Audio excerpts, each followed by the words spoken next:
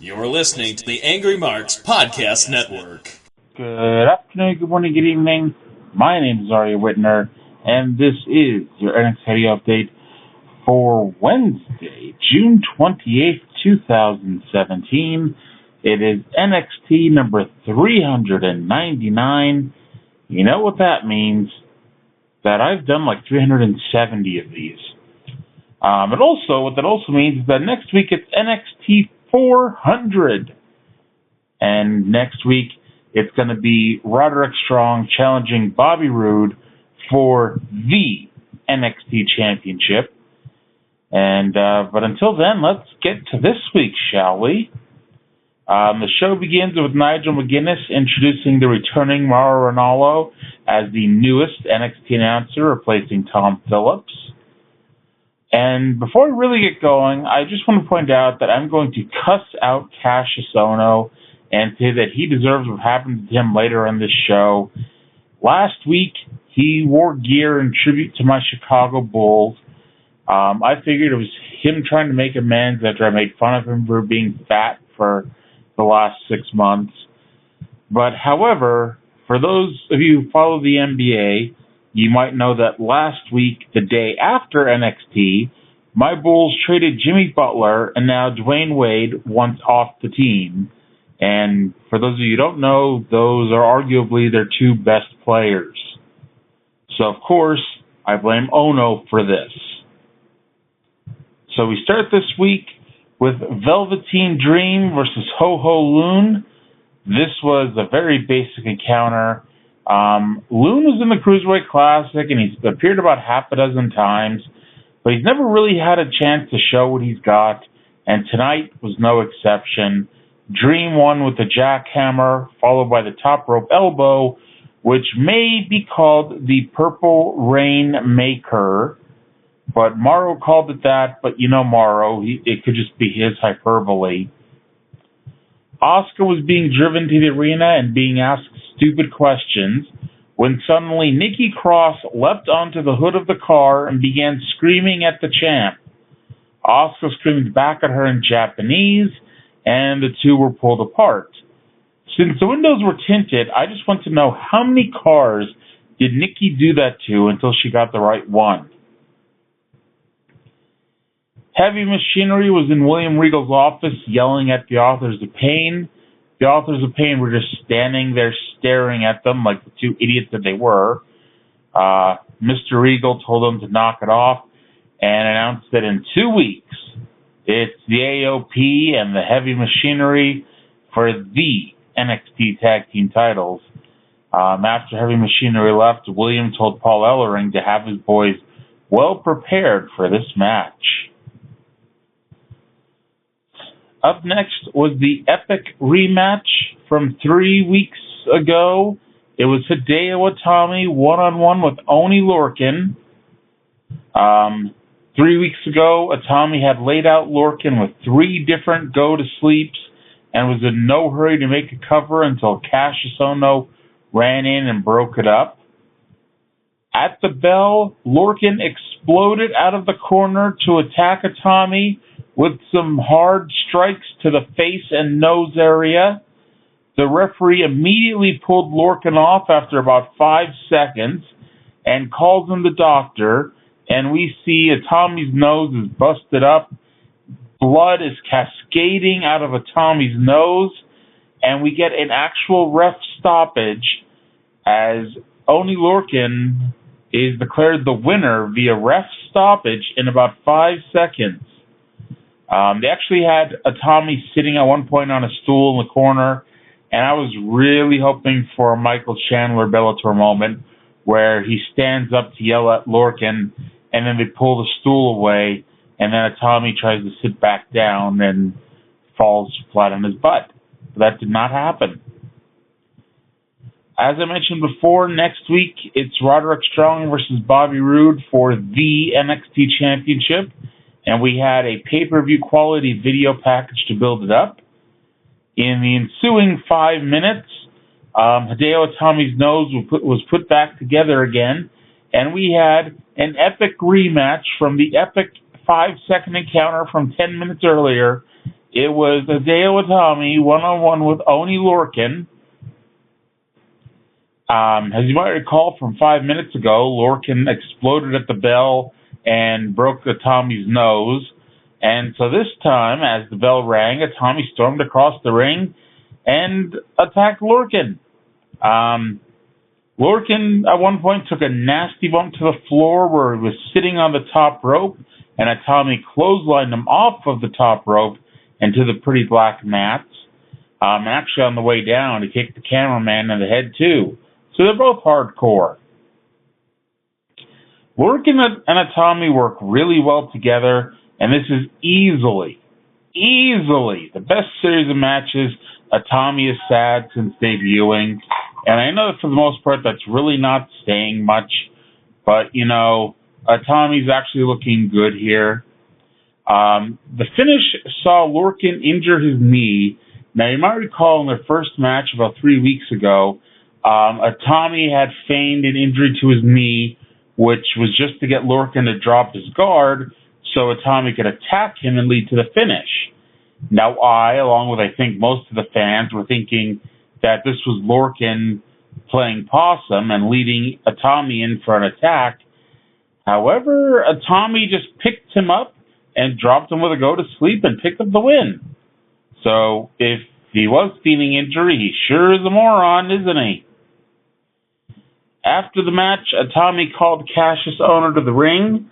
Itami and Ohno went face-to-face when suddenly Nikki Cross appeared out of nowhere and distracted the two men long enough, which led to Alexander Wolf and Killian Dane hitting the ring and laying out the baby faces. Or, you know, I don't even know if you consider Itami babyface, but for this scenario, he was the babyface. Wolf cut a promo saying that they are ending all these lies and forced friendships with chaos. No, not the New Japan faction, just, you know, chaotic behavior, I guess. Wolf was quite exuberant, which seemed to irk Dane, and Wolf finished by saying that Eric Young was away on his master plan.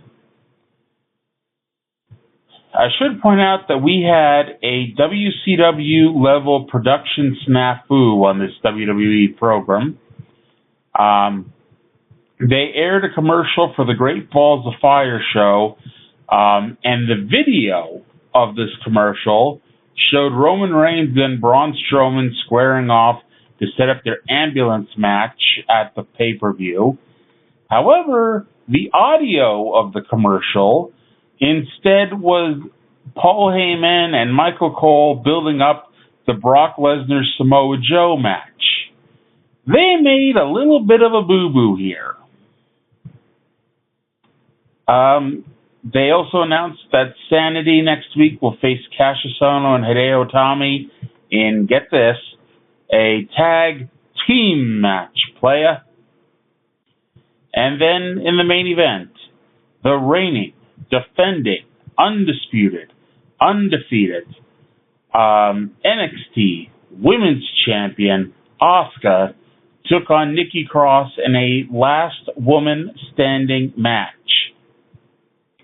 Now, you might recall that 2 weeks ago, Asuka and Nikki Cross were part of a triple threat elimination match with Ruby Riott.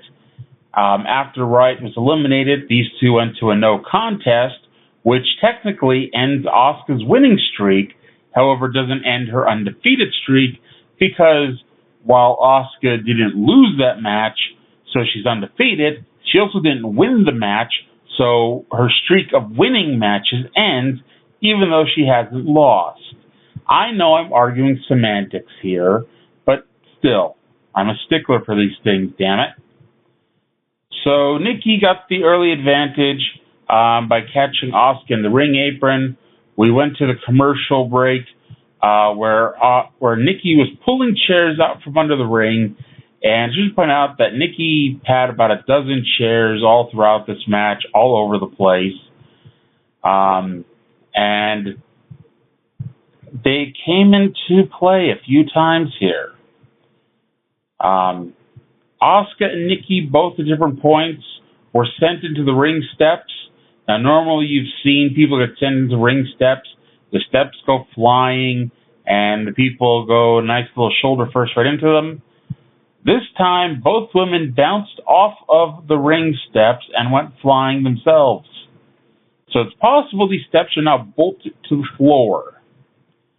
Asuka at one point put out a trash can, which in 2017 somehow, some way, elicited an ECW chant.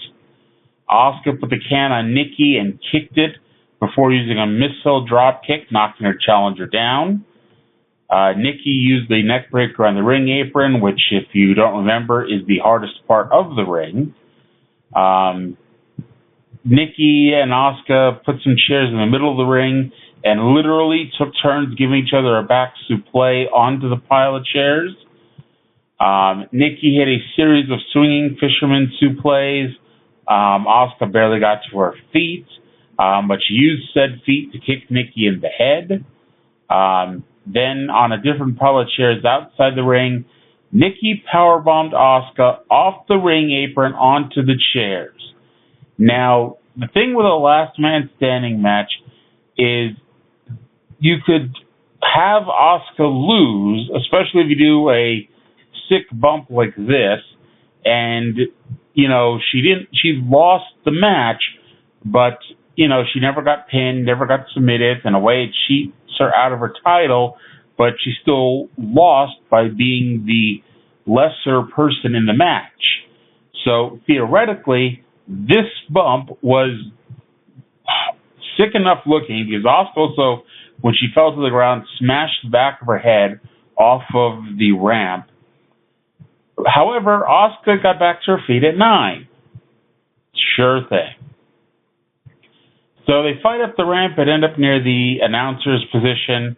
Asuka managed at one point to kick a lighting rig, and Nikki then gave her a spinning neck breaker onto the floor, which also should have been the finish.